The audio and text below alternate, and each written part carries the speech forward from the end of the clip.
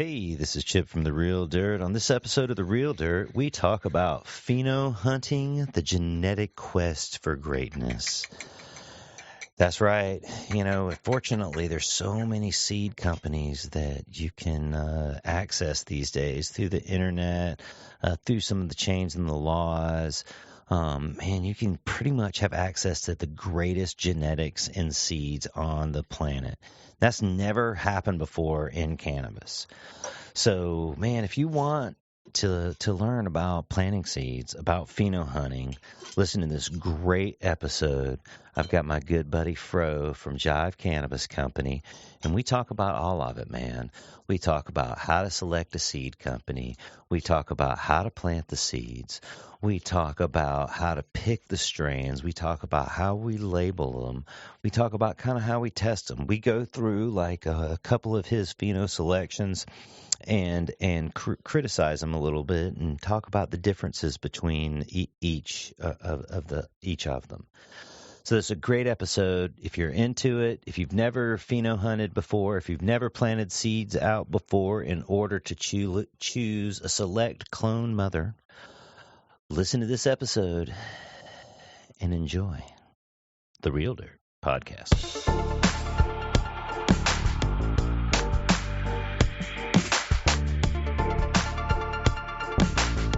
Hey, this is Chip with The Real Dirt, and on today's Dirt, I've got Fraux with Jive Cannabis Company. How's it going, Fraux? It's going well, Chip. Thank you for having me on, man. Oh, man, it seems like a deja vu. I've been trying to get you on here for a while, and we finally made it.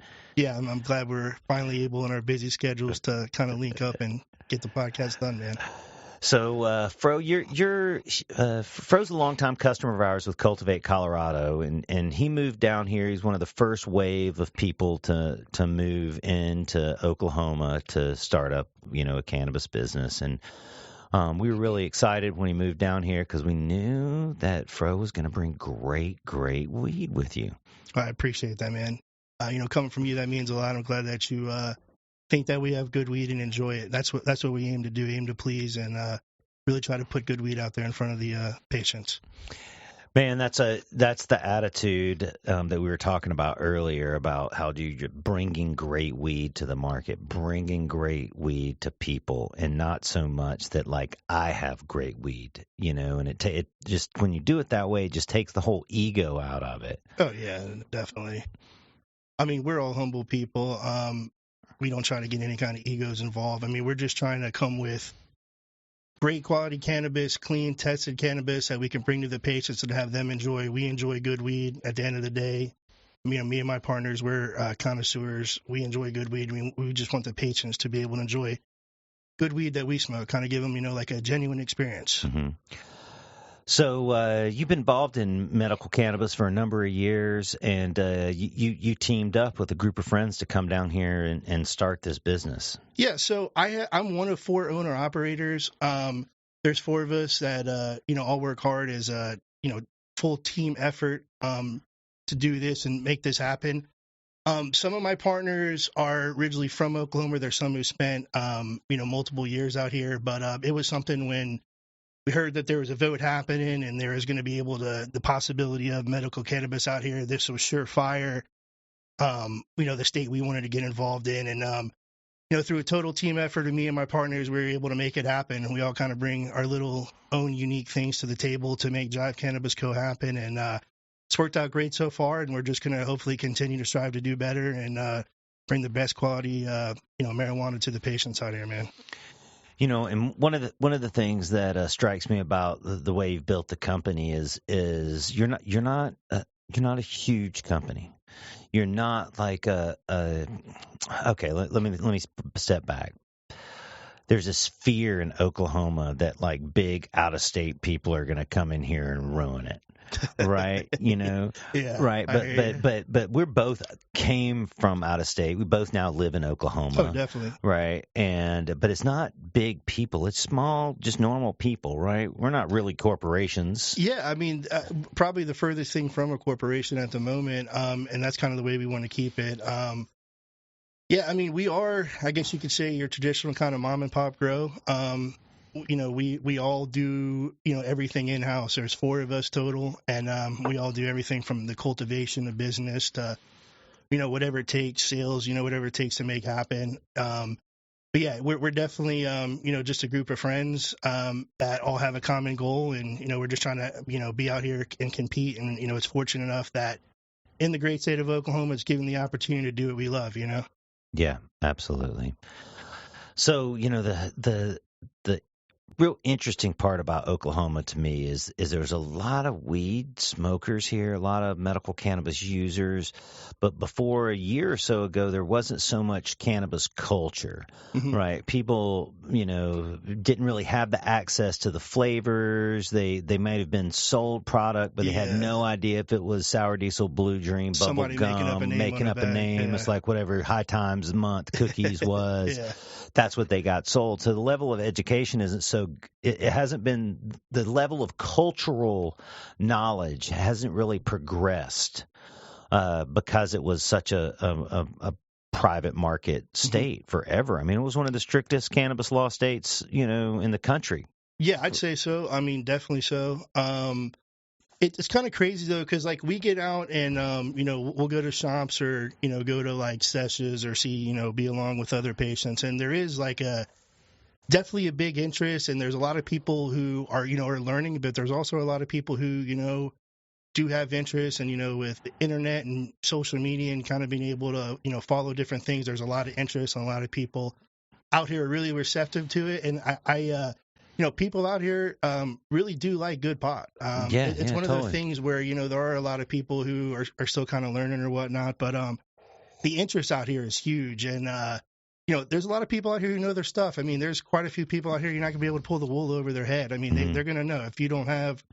You tell them it's something, it's not what it is, or they're probably going to call you out on it or not want it or buy it. I feel like there is a lot of culture starting, and I'd say so with started with Oklahomans who've been interested in weed before this happened, and then a lot of people coming from other states where it's been either medically or recreational, are coming in here and kind of adding to that and kind of making Oklahoma its own unique place. And I think it's awesome where it's heading, and really, honestly, I think down the road it's going to be a place where there's going to be so much smorgasbord and like kind of melting pot, kind of a of cultures where it's going to be. I think it's going to be great, man. You know what I'm saying? No, I agree with you, man. At Cultivate OKC, we see all types of growers that come in there. And I really get a great gauge of what's going on in the area. There's regions of the state where the larger commercial outdoor and greenhouse growers seem to come from. There's lots of mom and pops in Oklahoma City and Tulsa. There's lots of people who've just done it or just doing it for the first time, or that maybe they've been growing in a closet for years but haven't quite scaled to commercial operation. Most people have 200 amps, 400 amps worth of power that they're working with. And those aren't all negative things. Those are just like the reality of it. And the beauty is this, though, is there's no preconceived notions on what people should do. Yeah, that's awesome. I would totally agree right there, Chip. Right. Yeah, it's kind of just it's a blank canvas, and everybody that's involved in everything right now is kind of painting its own picture. Nobody's telling you what you have to do. Mm-hmm. It really is kind of a free market where everybody collectively is painting the picture to make it its own. There's nobody telling you what you need to do, and it's kind of one of those things. People are actually able to come out here and innovate or do different things or whatnot. Yeah, one of the things that we've seen people do is plant all types of seeds. Mm-hmm. There wasn't a cutting culture here, and we saw the same thing in Colorado in 2009. Is initially they only allowed 70 or 77 strains into the initial database for Colorado. And so, everybody had those 77 clone strains. Yeah. Right. Yeah, right. Exactly. And nothing was new, and the laws changed a little bit, or you were able to manipulate the situation a little bit, or maybe breeding may have happened. But in Oklahoma, you can pretty much plant whatever seeds you want. Oh, yeah. You can bring it into the legal system easily. And we see people planting all kinds of stuff. unfortunately, most of it's fucking crap, and they've just been sold like this bad seed. Yeah. And that's kind of what our topic is today. The topic for today is pheno hunting and the genetic quest for great cannabis. Oh, wow, that sounds great, doesn't it? It sure does, man. Man, so one of the reasons I had you in here is because you I've seen you plant seeds, you pick great phenos, and many people don't even know what pheno hunting or how the whole seed thing works, and I really want to like start on the like super child style. And start from the beginning of like picking a breeder, buying seeds, planting seeds, organizing the seeds, tracking and tracing the seeds, testing the clones, cataloging it all, and like how you guys really go about like pheno hunting. Yeah, no doubt. I'd love to do that. I mean, that's one of our biggest interests at Jive is pheno hunting, planting seeds, finding new unique flavors, new terp profiles, and then getting able to have a good look at that gene pool, man. Just being able to really get in there and pick it, because when you do get a clone, you're kind of just stuck with what you got. There's really nothing you could do. But if there's something you're interested in, you get good quality seeds of it. You pretty much get to run through it and find what you actually want, what you're looking for. If you're looking for smell and taste, if you're looking for resin for hash, there's so much different stuff. And what's great is there's so many different genetic possibilities where if you are actually, taking the time and, popping the beans and seeds or whatnot, you can really get something special. And I've always been a firm believer that, I've been fortunate in some cases where, friends have done work and have passed along, different genetics to me, vice versa. But to really and truly get some, super heat fire, you got to go out there and find it. A lot of people aren't just, blessing you with a gift. You got to be kind of proactive on it or whatnot, Yeah, absolutely. And, man, I tell you, there's no way we can have this conversation without you opening up one of these fine jars that you pheno hunted here and rolling up a tater, as we would call it. I would love to. Tater, but like that. Let's examine one of these. Sure. Pick one that you picked out from seed. So sure, we have actually a sunshine lime. I got two different phenos. Where'd that come from? It came from Archive Seed Bank. Oh, all right. Archive Fletcher. Fuck yeah, man. Yeah, this was a find from him. This is our number one. So the genetics on that is actually Sunset Sherbet times Lemon Heads. Oh man, that is incredible. Yeah, it's both sides of the coin too. It's earthy and citrus, and usually you don't find that, but it's that kush, but on the lemon too. I like to kind of describe it as it's kind of like a tropical, real fruity overturn, but kind of like almost like a burnt rubber OG gas at the end. There's lemon G in the strand. The lemon G just kind of shine in it. This is another pheno of it. This is our number 3. It's same strand, a little bit different. You'll be able to tell the nose, the look of it, similar but different. It's darker for sure. It has more of that, more of the sherbet side to it. I would say that's definitely a sherbet leader. No, it's still good. It's still good, but like I see, like the other one, definitely the expression of the terpene expression is greater in the other one. The terpene expression is greater. The nugs came out a little bit tighter. It's just a little bit more unique to me. That has a good unique smell, but the number one, when we were kind of, hunting it or selecting it, me and my partners, it's the one that kind of stood off rip. It was the first one that, started getting a good nose week 4, week 5, and it just kind of came with it. And there was a couple other selections. We had another one that was, pretty good as well too, but out of the 1 in 3. But pretty good doesn't make it. Pretty good does not make it. Yeah. So you have to be merciless in the pheno hunt, right? You really do. And I know it's like traditional. People say that you should run it twice before you give up on it. I am a firm believer in that. It's kind of good to give it a second look, but a lot of times if it was super trash the first run, you're not going to find some the second run. And then no, you should give it a second run if always. It's good. If it's bad, I just say throw it away. Unless you fucked up somehow or something wasn't correct with it. Like, we've got some Bubba S1s from CSI right now. Same thing. We grew them out and didn't have the best flower, and we just decided to keep all the phenos, right? So we could rerun it. Yeah. Right. Yeah, and then sometimes too, you never know what happens in that thing, and whether it got didn't get the best real estate under the lights, or if environment was bad. Environment was bad. An AC went out during a critical time. Maybe all didn't get a good dry. So it's always good to give it a second look. But you can really tell, and I think a lot of people too that you see around the state or even on national too, they buy a pack of beans from a breeder, somebody well known. They run the seeds. They get, the first female they get. That's like, boom, that's it. They don't really understand that there's a little bit more you have to do, and then you have to have kind of the courage to give it up. I know, growing, you love your plants. You never want to like hold it out and stuff like that. If you find something that, maybe it's borderline, maybe you gift it to a buddy or something to kind of hold it around, see maybe he could do something different. But at the end of the day, if it's not going to cut what you're looking for, checking all the boxes that you're looking for, it's got to go and you move on. And there's so much variety out there. Exactly. Right. You got to pick the best. There is only one. You paid money for those seeds, but really you paid money for the clone that you want to pull out of that seed pack, not each individual seed. Exactly. And it's like a lottery ticket. You'll scratch off, you'll have a winner, sometimes you won't, Yeah, no doubt. But sometimes you find some, sometimes you don't. It's part of the game. But, that's kind of what, finding, new flavors and new phenos and being able as like a company to have that specific, flavor and, even in depth, that specific pheno kind of has it where, it's kind of cool to have, that nobody in the world has this pheno except us. You know what I'm saying? Yeah, totally. I think that's pretty cool. Right.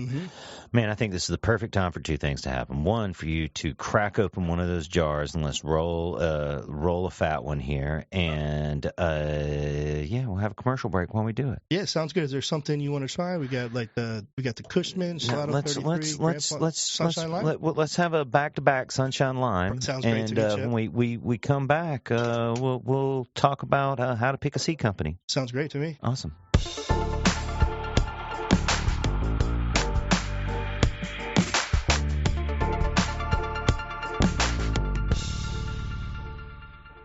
Hey guys, hope you're enjoying the episode here with Fraux. I just wanted to chat with you a minute about our organic seminar that we're having here in Oklahoma City on March 21st.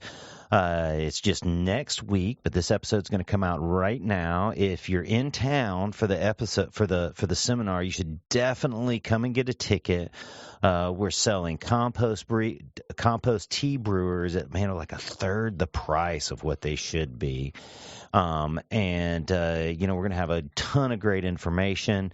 The day's going to start off with us talking about soil formulation and how to mix your organic soil. We're going to have a good provided lunch, and then John Piccarelli from Cutting Edge Nutrients is going to talk about how to make proper compost tea and all the applications from biological life to IPM. Then we're going to end the day at 4:20 with a round table on how to actually grow organic, the systems, the mechanisms, the how commercial people do it. So if you're in town, man, definitely get a ticket and come by and see it. And hey, if you're not, man, we're going to rebroadcast this on a webinar. So definitely, if you're hearing this episode and it's not March 2020 and you want to check out the organic seminar, just look for it on therealdirt.com. But if you're in town, man, definitely stop by, get a ticket, check us out on Eventbrite. It's the Organic Seminar Compost Tea Brew Sessions. That's right.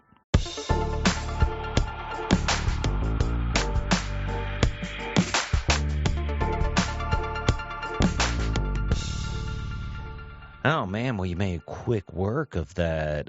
What is it again? Which one? This is actually the Sunshine Lime one. The Sunshine Lime one. So this is the true keeper, man. Yes. Hey, you gonna come to my compost tea class? Yeah, I just kind of heard you talking about that. I'm definitely interested in it. I'm definitely gonna come. And I heard you mention that John from Cutting Edge is gonna be there. I tell you what, I got the opportunity. He came to our facility several months back. Got the opportunity to sit there and talk with him. I mean, the knowledge that was coming out of him was crazy. I honestly, so much experience, man. Holy shit. Yeah, after I had a conversation with him, I was like, that was when we left the conversation, the first thing I thought of was, wow, I wish I could have recorded that. Yeah, totally. But just the knowledge coming out of his his mind was great, and I really thoroughly enjoyed, and I'd love to hear more about it, especially what y'all got going on. Yeah, man, John's it's you almost like you tap into his brain when he speaks. It's not like how other people talk. He somehow has some type of psychic communication that he can, you know what I'm saying? I can see that. I thoroughly enjoyed like you the time. really learn. He's an incredible instructor, a great teacher. Like, you just learn so much, dude. So much. He's able to break it down. But so we're stoked to have him on our organic seminar, March 21st. I think this episode's just going to barely come out in time for it. So, well, I'm looking forward to it. You could definitely count me in there, man. All right, so this is the sherbet lime, sunshine lime, lime, sherbet times lemonheads. Definitely has that citrusy Cali O type initial taste, but a kush backside. Yeah, for sure. Yeah, totally. It's really super full flavored. Yeah, it's got that flavor that coats your tongue, kind of keeps it even when you're done smoking a joint, tastes it right to the very end. But coats the mouth, really gives good flavor, very aromatic. Oh, a bit down too hard on the tip. Yeah, that's great, man. Oh, that's great. So, man, the problem people. All right, so it starts with the seed company that you choose. Let's talk about all the bullshit seed breeders and how to avoid those. First off, on this pheno hunting roadshow. When you put it like that, I mean, I know there is a lot of breeders out there who don't necessarily work online or test it. They try to put stuff out, really quick. Nobody really comes off the top of my head as being I can't really think off the top of my head as being Well, I don't want to call anybody out. I'm not saying that. I'm just saying this is that, and everyone should know this, is many people are out there breeding solely for cash, and they don't really know what's going on with the cannabis plant, and they haven't really picked mothers and fathers so well. They're just plant fucking. They're not really breeders. And so my question was man, how can you see it? How can you avoid it? So I don't know. With me, I usually, reputable breeders that are dealing with certain type of genetics that are verified and know that they actually have it. Especially breeders too, who aren't pumping out a new line, couple times a quarter. I'm not really too familiar with that aspect, but I know breeders who maybe do a big drop, once a year, once every other year. Work their lines pretty hard where you can actually get, stable lines where you're not getting a bunch of herms or mutants, or you actually get there where you're looking at your plants. You have multiple plants to select from, where you're sitting there and maybe you get a 12-pack and you're like, wow, I'm looking at, 6 fairly stable, female plants that, hey, I'm having trouble picking a keeper or whatnot. And I think it really comes down to, I mean, I know there's a lot of talented people out there that might not have as much, following and stuff like that. But, really with me, it came down to, did I have success running them before? Did my friends that are good growers have success running them before? So with me, it kind of started off with me word of mouth, kind of look for the reputation. Yeah, first off, look for the reputation. Yeah, reputation, especially too if you have friends who have ran their gear and have had success. I think that's a good place to start. I know there's a lot of talented breeders out there. There's a couple I kind of tend to go to, keep really, good eye when they're doing new drops, having, new stuff come out. But I would say with us, we try to, at least stick to people that have a good reputation, certain genetics, and those are actually the genetics they're working with. Because I know there's a lot of people out there, like you said, that are just, taking random things, putting it together, not really working it. You don't even know if that is what it is. And it kind of really messes up the gene pool for people who aren't doing it right, Yeah, no, you're absolutely right, man. So, yeah, it's, man, it's such an odd one because people see these catalogs and they think it's like Converse or Nike, where they can just say, oh, I want that, and it's going to be exactly what the description is, or they like the name somebody's put out, Yeah. or, Yeah. have have you just randomly bought seeds from anyone? I've never actually randomly bought seeds. I usually, I usually go off of like I said before, I usually go off of kind of like success people have had running different packs, especially people who are talented, know what they're doing. When you get in certain, man, this is so good, man. Yeah, it's got that good little flavor to it. Mm-hmm. But yeah, I mean, I've never just randomly bought packs. I've had people recently give me packs that I gonna give a run to or try out and see what's going on. But I know a lot of it when I try to look is like you start looking at everything's crossed with everything now on. What I kind of try to do is kind of like go back in the lineage to try to see like where those originally cuts came from and who bred them, and then kind of start with their stuff. Especially people who have been doing it for a while. What are the parents? Yeah, exactly. Hey, do you hear that? Yeah, I do hear that. There's a little French bulldog we got here, Rocky. He's always pushing me around. Hold on, he wants in on this sesh. We're firing this joint up. Let me grab him. What up, buddy?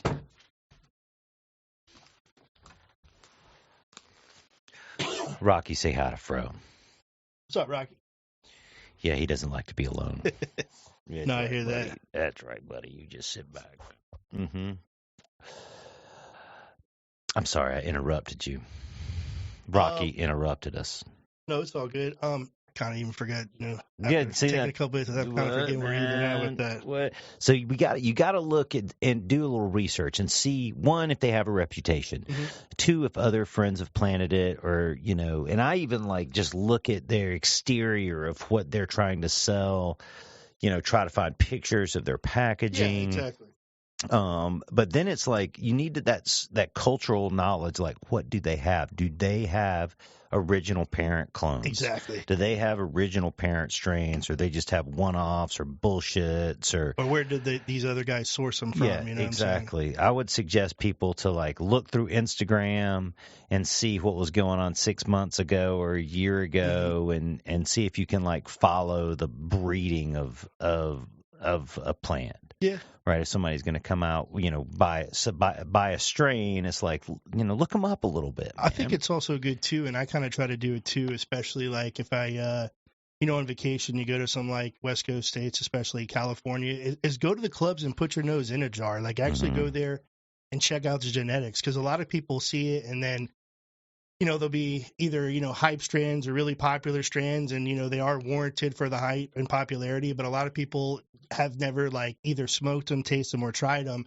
You do have the opportunity to travel or go to clubs where, either breeders or people have different strands in the clubs. Go there, try them out, put your nose in them, smoke them, get to be familiar with the strain to see if that's something you even want to run. I think that's something too. A lot of people are just, picking flavors and running them and be like, well, I didn't like that. It's well, have you ever even tried it, or, even been, got to, sample it or whatnot? It's just kind of at that point, just kind of going off of crazy names or crosses. But I think it's good to do a little R&D, and that's why it's good to, have friends that are growers, or, just in general, make it out there and, try, different stuff and come familiar with the genetics that you're actually buying, I think that's a good place too. So we've both of our quests in this life is to spread great cannabis. Yes, sir.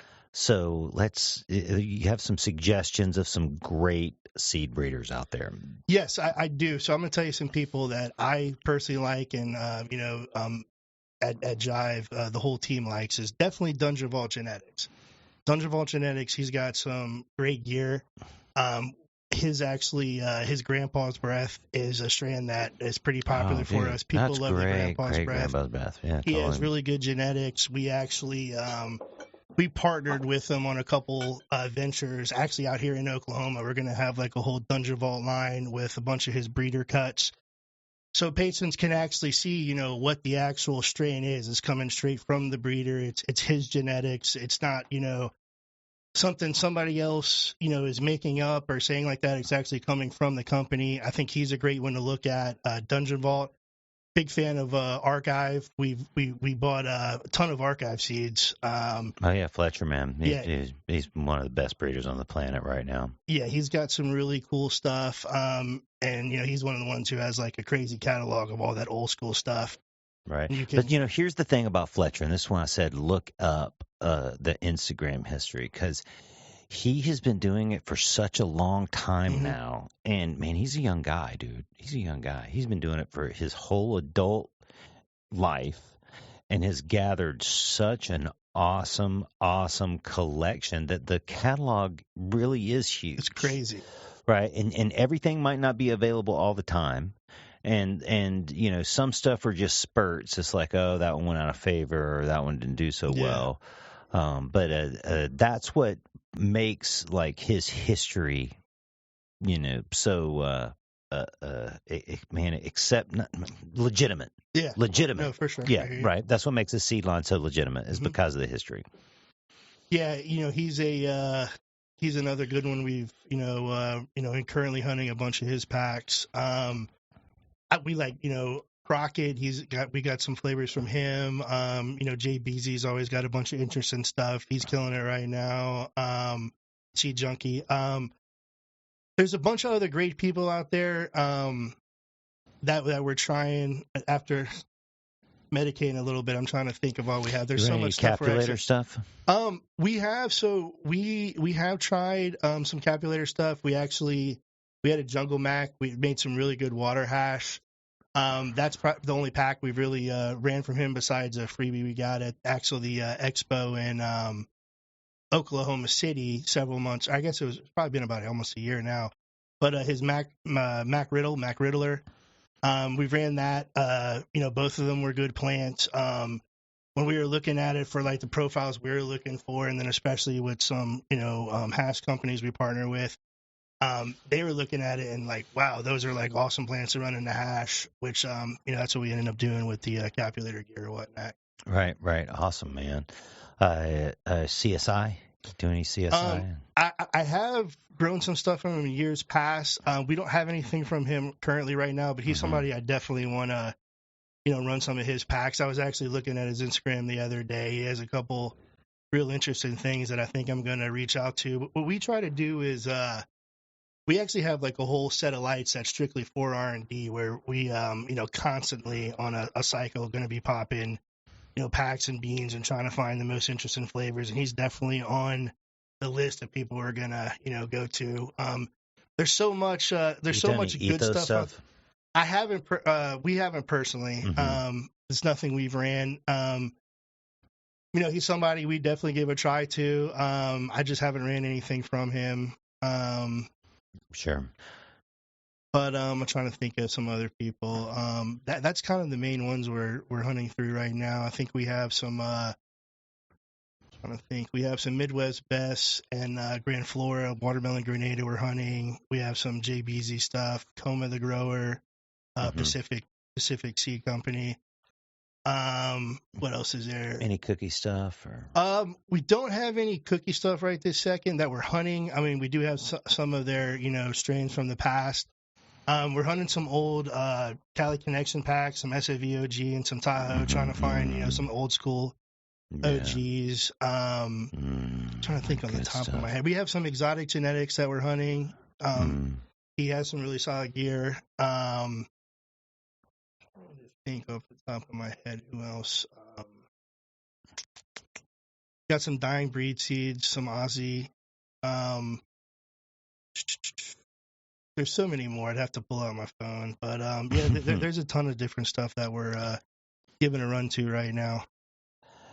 When you're planning out, like okay, so what's a typical seed lot for you? Let's start right there at the beginning. You decided to buy your seeds. You got your seeds. How many seeds are you planting now? So we usually like to do in the 5-pack range. Right now we're trying to find like a vast variety of different flavors. So we're usually just getting like 1 pack of flavor, which usually it's 10 to 12 seeds. We'll go ahead, we'll germinate the seeds.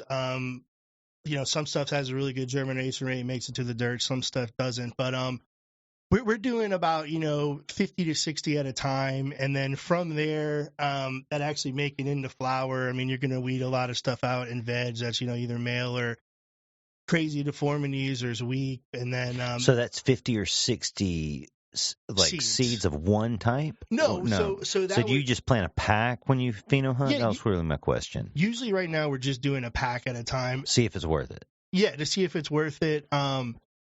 something if might give it a second try if we didn't find anything. We're going to try to start doing bigger pheno hunts of like one strand.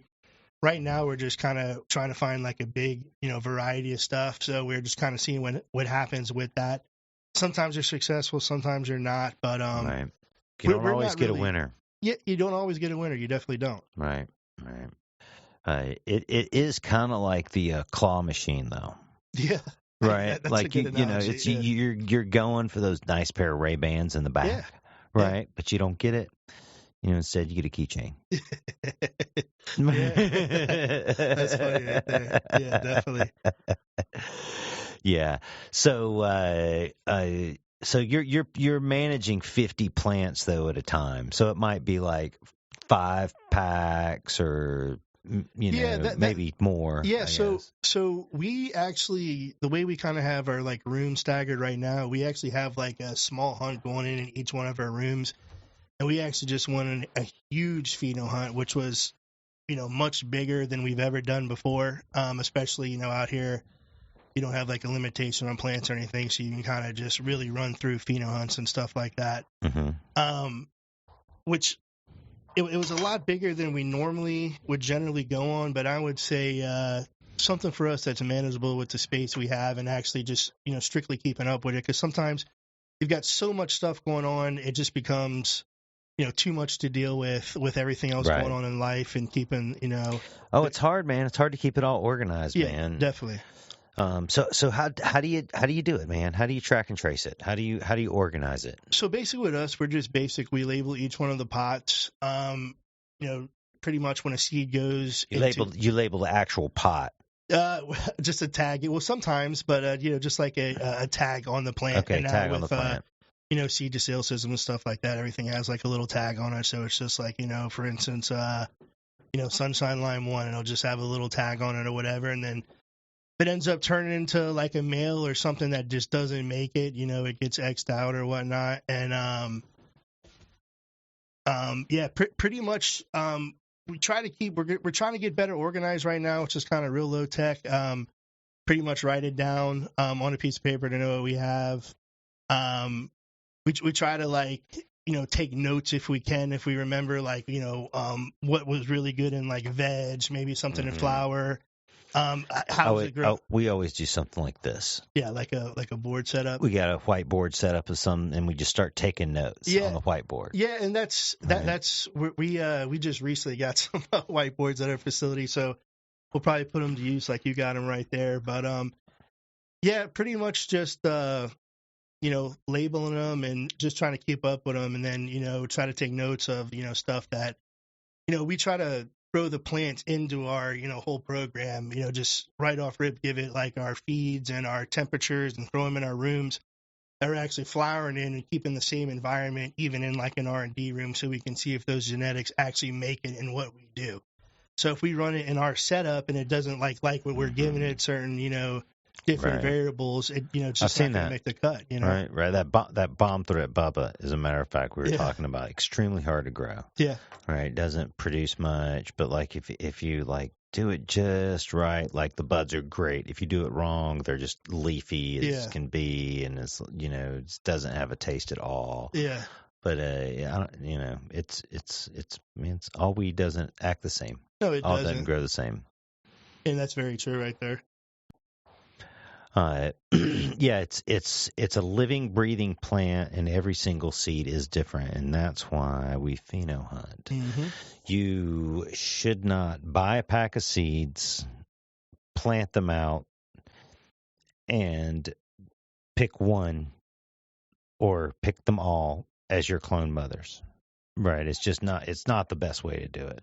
No. Right. No. You've got to try it out. Yeah. You've got to flower it. Exactly. So like what we'll do is we'll just take the actual from seed, throw it in the flower room, make sure we get cuts. From seed, you throw it in the flower room. Yeah. Okay. We'll throw in the flower room. I'm a seed guy too. Many people say that they throw the seed away and take like Fletcher from Archive, as a matter of fact. He says that he throws the seed away and just takes a cutting. The cut. Right. And then flowers the cutting. Yeah, I mean that's one way to do it. I mean, I think with us, the reason why we do it is just for time, because you want to see, is it going to be Is something? it going to be So worth the shit? Yeah, sometimes totally. that'll take just like a few extra weeks, where sometimes you don't have those weeks and you're just kind of I agree trying with to you. get it done and get it quick. So us, Because if you plant a seed on the same day you take your clone for your crop, you can stay on that same pattern. yeah, definitely. Right. Mm-hmm. Right.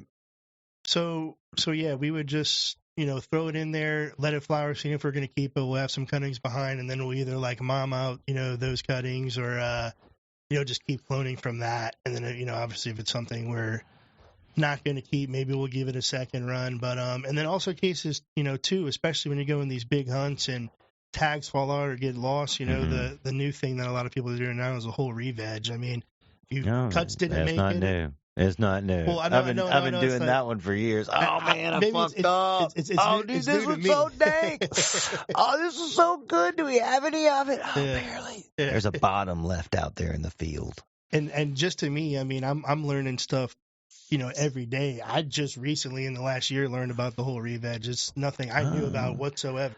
All right, So it's new to me. you got any re-veg secrets? I'm interested since it's new to you. Maybe you got a different approach. I don't have any re-veg secrets. It's something that I'm just kind of learning and Okay. doing myself. But it's something where, something, if a cut doesn't make it, or, just any, little thing happens where you don't have a cutting, you lose it, mislabeled. Yeah. We're going to, try to do a re-veg. And it's going to be You the have first time to. for us. So it's something, as I do, I could let you know how it went or something, People. I've had people complain and tell me it doesn't come out right, but I've done it. I've had to do it many times over 30 years of growing ganja.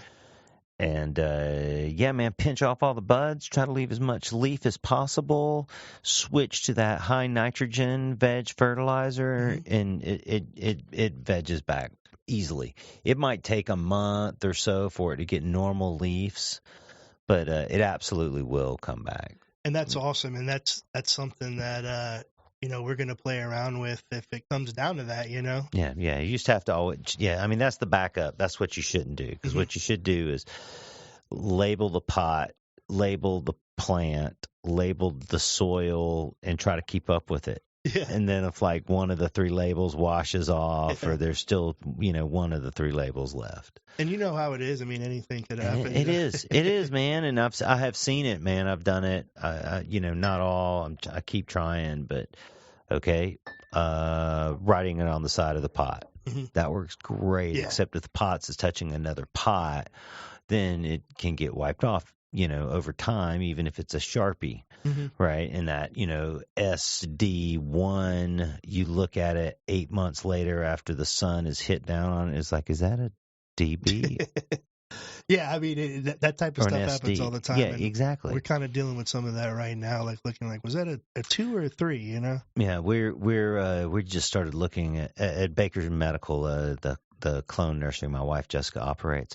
In Oklahoma City. She's just looking into getting a label, like a printed label maker, so that we can keep things organized even more so than we do. Because we write all the labels out by hand right now, and I mean, they're going through 3,000 cuttings a week. They can definitely need a label maker. That's a lot right there. Yeah, totally. But it's important. You got to keep everything organized. When you're clone nursery, like that's, clone nurseries have a handful of things that fail for them. They give out bad genetics, right? They give out bad bugs, right? And they fuck up the labeling. Yeah. There's nothing worse than getting a clone. You think something and it ends up being that little surprise, something else. I mean, it as long as it's good, no big deal. But like if it's some experiment, then it sucks. A non-keeper pheno. Oh god, yeah, totally. Hey man, I think this is a great time to take a break. Let's roll up that other SL2 there and SL3. SL3. All right, hey, we're gonna take another break. We'll be right back. Real Dirt, Chip Baker and Fraux.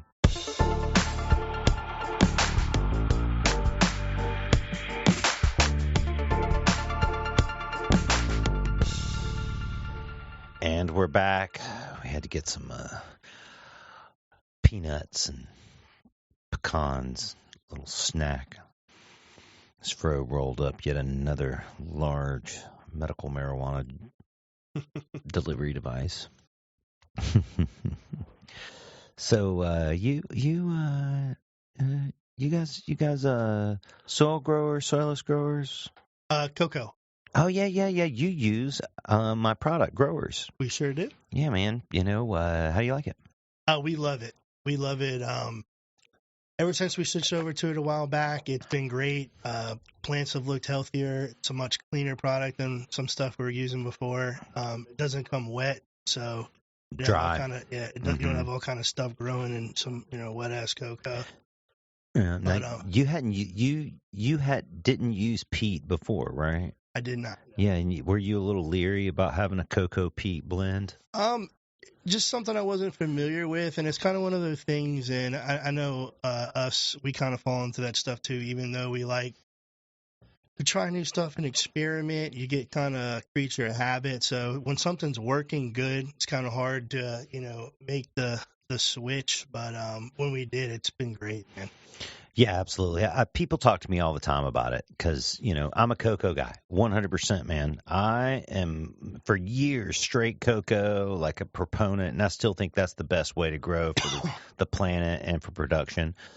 But that's a whole nother story. But, man, it's hard to get that shit right. Mm-hmm. When it's straight cocoa, it's hard to get it right. And the peat just makes it easier, Mm-hmm.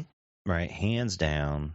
I started looking at people around me crushing it with these blends of cocoa and peat, and man, just realism hit me. It's like, fuck, dude, peat absolutely works. I had to swallow some of my previous said words, but man, blending in peat with cocoa, the right ratio, really makes a perfect growing medium.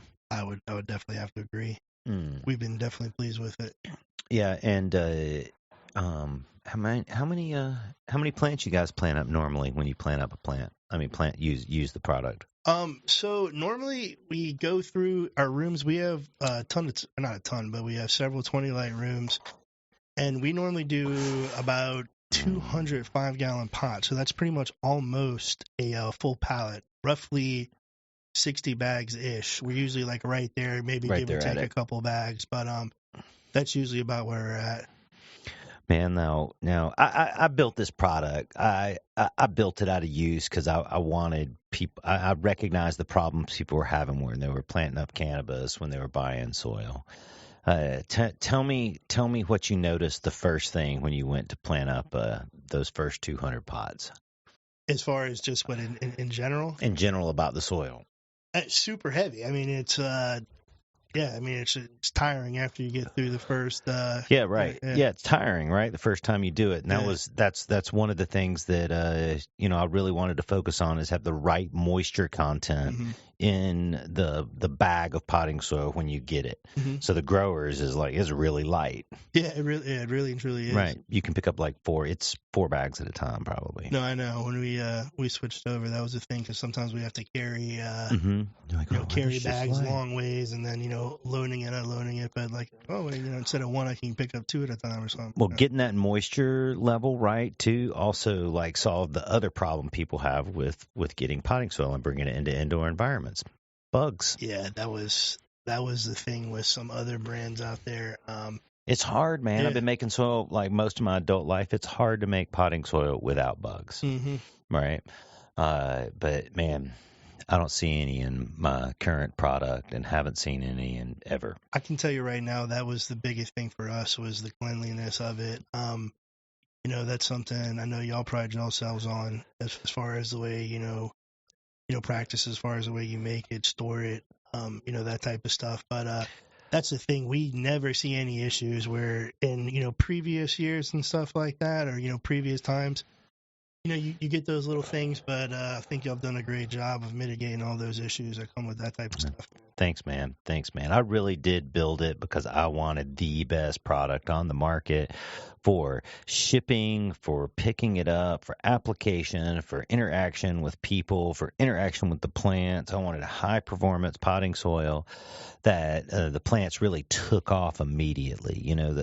I asked Fletcher, good friend of mine, right, with Archive. I asked him he just gave me some advice years ago, right, when I had bad potting soil. This was maybe 10 years ago. He's like, man, people want to plant in their media, and when they pull out, it just like the roots just blow out and they just take off immediately. Mhm. And that didn't happen with, this batch of soil that Mhm. I'd had.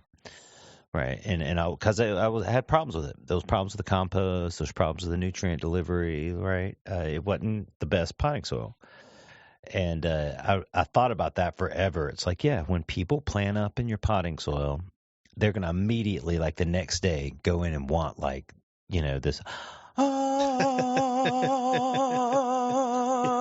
moment. Yeah. Right? Yeah. Right. And that's what I really tried to deliver with growers. Right. The growers HP. And I think y'all doing a great job with it, man. Well, man, I tell you, it's this number 3. What you think? It has a softer taste, but I think it actually like smokes a little bit better. Yeah. Right. It's smoother.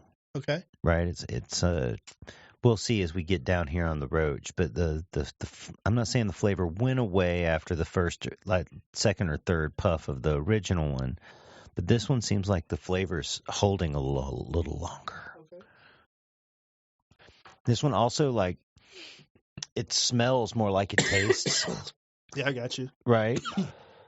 Where the other one, it tastes more of the earthy, cushy side.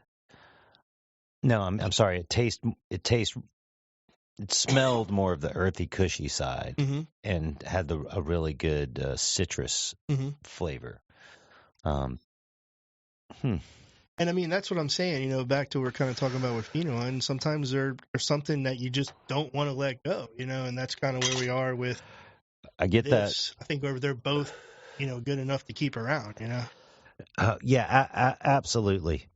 But they're so closely related, though. They are. It's hard, and it's going to end up, in my experience, ends up being like, oh, which is the better grower? Mm-hmm.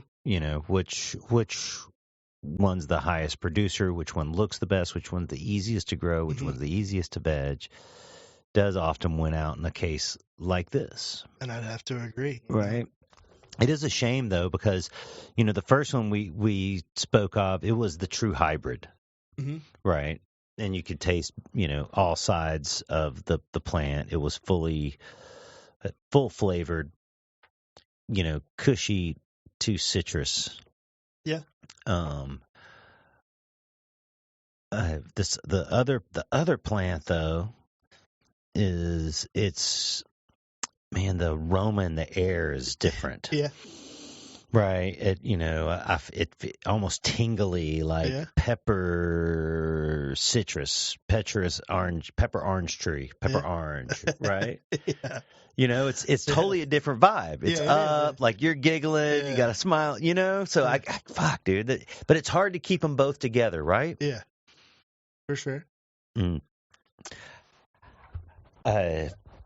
So sometimes you just have to keep them. And it's the number 1 and 2 pheno. And we see that number 1 and 3 pheno, right? And we see that all the time with stuff like Gelato 33. Yeah. Or love Gelato 33. Yeah, totally, man. The creaminess and or what's the good do-si-do? The great do-si-do? I know there's so many good. There's so many good ones, man. There's but like the 22. 22. That's all I was going to say. 26, but 22. Yeah, that's a great one. Or that's one people talk about frequently. And what we refer to these numbers is it's just like the number of plant that you put down, right? You just got lucky. It was the number 1, the number 3. Yeah, and that's what we're not doing. So do you number it 1, 2, 3, 4, 5, 6, 7, 8, 9, 10 from the beginning? We do. Okay. Yes. Okay. Sweet. What I usually do is I like to plant a lot at once and shotgun effect a little bit. So I'll plant like 50 or 25 of one strain and just label the whole flat.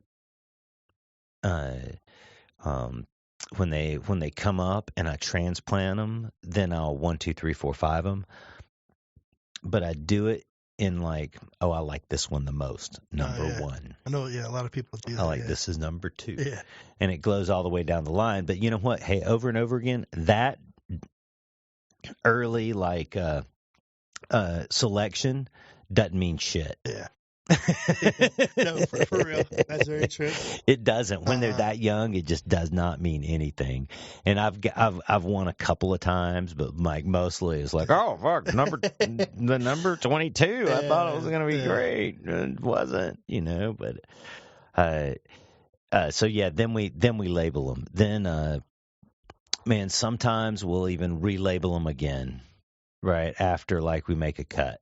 Mm-hmm. Right, just to keep the numbers organized a little bit. Right, so the overall notes over time might not be the best, but because designations change. But once we like make that cut into into the secondary round of flowering, they always have a set. They always have set. Yeah. But we might just take it right back if we like. For instance, if we plant out 40 seeds come up and look good, we transplant those out and we label them 1 to 40, and then we flower those out, and 25 are male. We just throw those away, right? And mostly, sometimes we'll keep them, and the rest of them we'll keep. We'll decide that like 4 of them are good, then we'll take those 4, and sometimes we'll relabel those to just 1, 2, 3, 4. Right. Yeah. Because then it's just back to keeping it like that's the number 1, that's the number 2, that's the number 3. Yeah, you can know kind of like what was, I guess, where it started, whether it was, good in the beginning or not, or where it ended up. And even sometimes we've even kept the numbers just because, like, from a numerological standpoint, they were good numbers. Right, like No, I hear you. Yeah. But so like it doesn't have to be like the Dewey Decimal System. Yeah. Right. You just have to keep it organized. Yeah. I'd say so. Yeah. Just keep it organized. And do you literally do it? On your tag, do you write the full name? Do you make abbreviations? Do you do ABCD 1, 2, 3, 4? We just do date? Quick abbreviations. And most of our sets are, like we pop 5 packs or whatever. It's all popping the same day. We'll just take a note, like on, the whiteboard, on the phone or whatever, when we started the process. But normally it's all abbreviations and numbers, and then sometimes you get messed up because you'll have some of the same abbreviations. We'll just try to make like a little, label, add an extra abbreviation or a sign or something on it just to keep it all, separate, because that's the thing. It's just when you're spending the time and effort to, do this, you want to do it right, so. Yeah, absolutely. Just whatever works, any kind of labeling, but we find, quick abbreviation like for the Sunshine Lime, the SL, and then, the number, worked well. But, yeah, pretty much. Yeah, you can see some of our jars behind you, and we always just abbreviate DB, SD, GN. We nickname shit too. Yeah. Right. Currently we've got our current nickname of the Gills Nils, great strain by the Swamp Boys. Wasn't familiar with it, just randomly got into it. Great strain. Yeah. Great strain.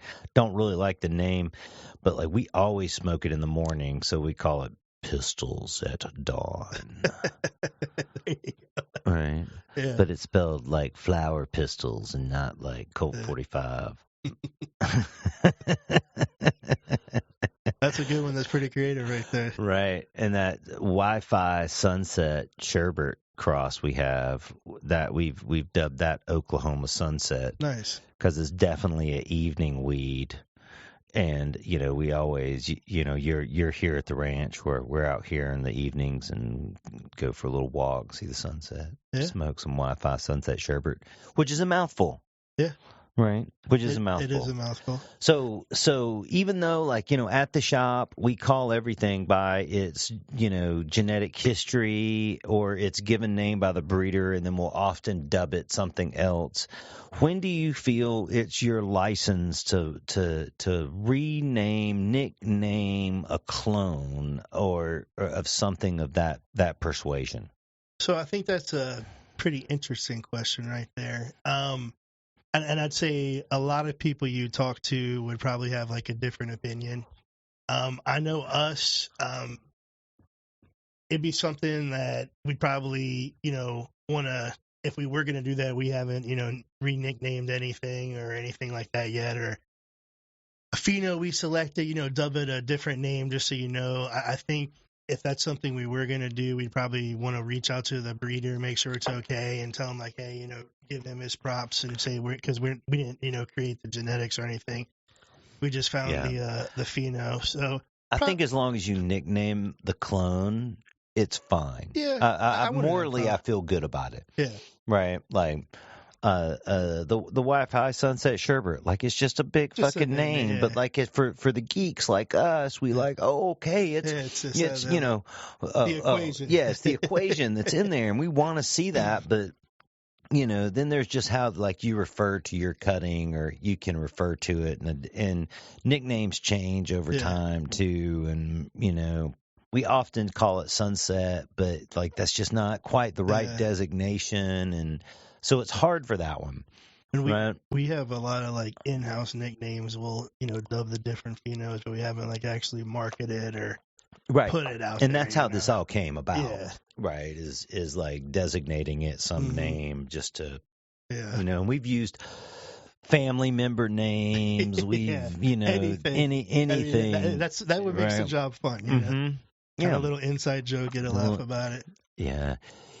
Yeah, you have to get into it, and I know there's a certain amount of science involved into it, but there really is communication with the plant and enjoying it, and actually experiencing life with these plants. Like, that's the joy of it all. It really is, right? The communication, just like what we're doing right now. It's like when we go out in the garden.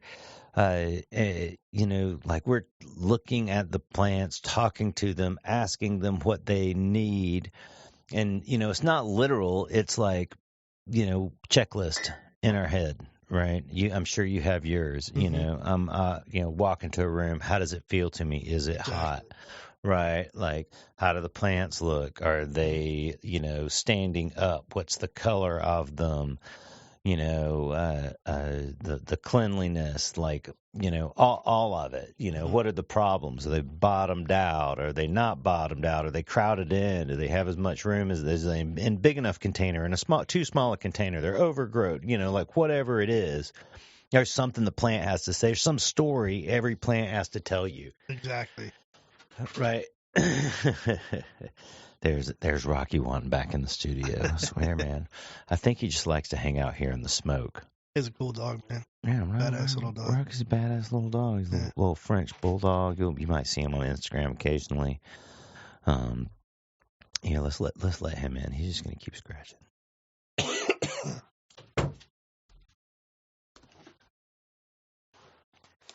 I really like the rough cutness of the whole Real Dirt, and we do a little polishing of it all. But I like to give people to show how it happens, and it's not edited so much. It is a free for all experience. And if you're listening to this now and you haven't subscribed to the Real Dirt on iTunes, please, man, go there and subscribe. And if you're not following me on Instagram, Instagram doesn't like weed and weed education so much. So, they don't really show our Instagram out to new people. So if you're not following us, please follow us on Instagram, and we'll keep you up to date on all of the newest releases, all the private releases coming this next year, and anything cool we're doing with classes, with events, it'll keep you up to date. So definitely join us at the Real Dirt Podcast on Instagram. Hey, Fro, how do we get in touch with you? If somebody wants to follow you guys on Instagram, or in some manner, how do they do it? So we have our Instagram. Our Instagram is Jive Co. And we also have a second one, kind of like a backup, kind of like you said with, IG, it's good to have one or two just in case. But Jive at Jive Farms, so Jive.Cannabis Co. or at Jive Farms. Both those accounts are associated with us, and that would be the best way to probably get in touch with us or whatnot. Would probably be a DM or something. Yeah, man, Oklahoma's a great place to be. I'm glad you made it here, man. I'm happy to be here, oh, man. dude, I'm totally happy to be Oklahoma's here. It's a awesome. great spot, man, and man, people like really want great weed, and They really do. That's what's awesome about it, man. they want good weed. They might not even know they want it. They might even know that what they have is not great weed. But if you see Jive Cannabis Co. on any dispensary shelf, you should try it out. Personal endorsement by me, Chip Baker. Appreciate that, man. Thank you very much. For whatever that means, man.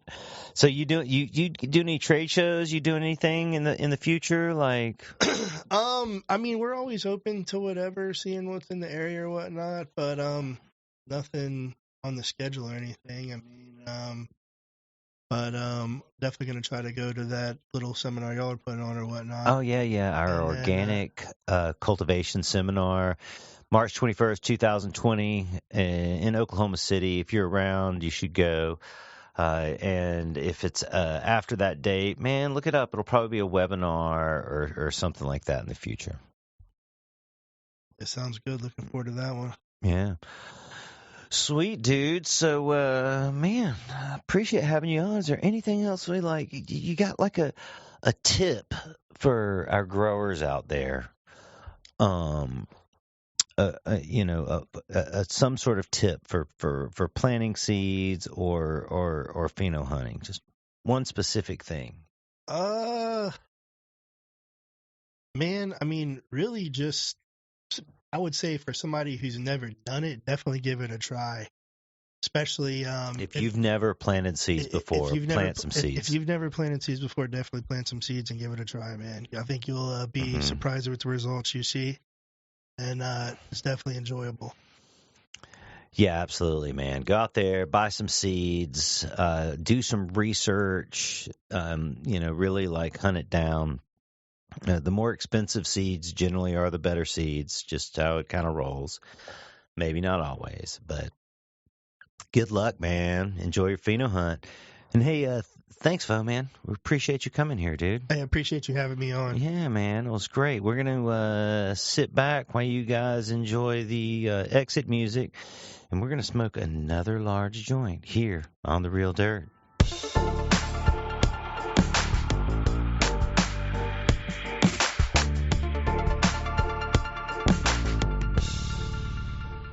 Man, that was a great episode. Man, I feel like I almost feel like right now I even have more questions than I had at the beginning of the episode when we script this whole thing out. So we're probably going to have a part 3 or 4 or 2 or 3 or 4 with Fraux on this whole subject. But I know I learned some stuff. I learned about how Fraux does it, and man, they definitely have an eye for it. And it does take the eye, and it takes the experience and the ability to be able to just go out there and actually try to plant some seeds. So, yeah, man, thanks for joining me. I always am grateful that you spend your time listening to me where you could be doing other stuff. If you're ever in Oklahoma City or in Denver, stop by Cultivate Colorado. Man, if you're in Cultivate Oklahoma, Cultivate OKC, ask for Chris or ask for Chip, man. I'm in there all the time. Love to chat with you and find out about what you're interested in and what maybe the next episode of The Real Dirt should be. So stay tuned. We've got a great season. Join us on Instagram at The Real Dirt Podcast. Follow us on Facebook at The Real Dirt Podcast.